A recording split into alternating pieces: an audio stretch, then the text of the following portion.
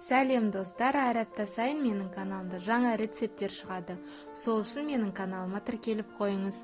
Ал бүгін сіздермен осында ерекше жемістері қосылған өте тәтті торт дайындайтын боламыз.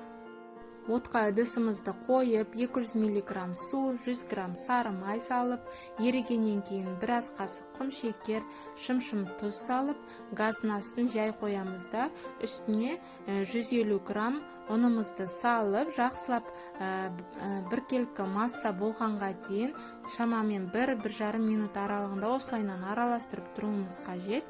Ешқандай комок болмауы тиіс.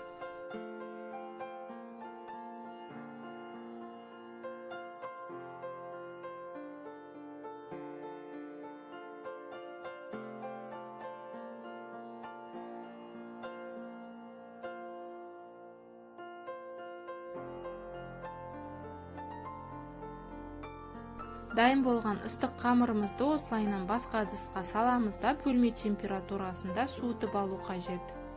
Қамырымыз суығаннан кейін үстінен 4 жұмыртқаны саламыз да, миксермен жақсылап араластырып аламыз.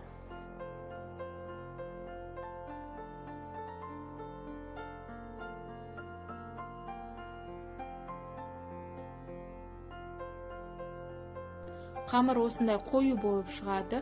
Оны кондитерский мешокқа салып, видеода көрсетілгендей етіп, пергамент қағаздың үстіне қойып шығамыз.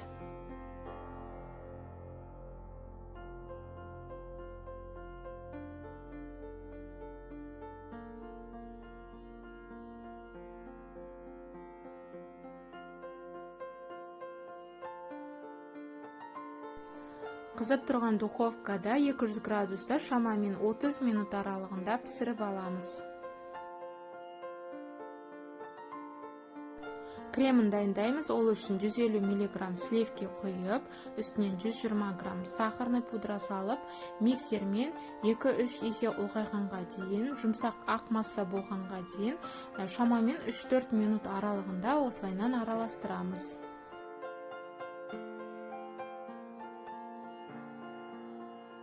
Ал енді фруктыларымызды осылайынан майда көбік етіп турап аламыз. Ол үшін 3 киви және 2 банан қажет.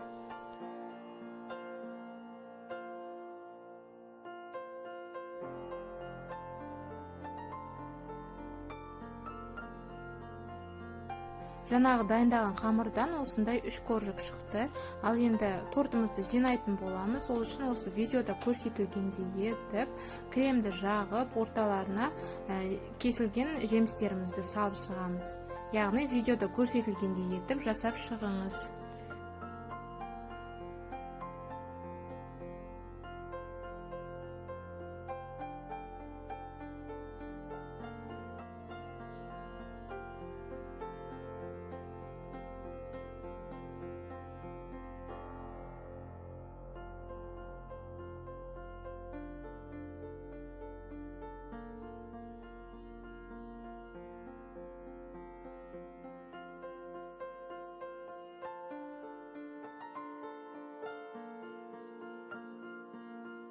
Достар, егер рецепт ұнаған болса, осы видеоның астына комментарий қалдырып, каналыма тіркелсеңіз, өте қуанышты болар едім.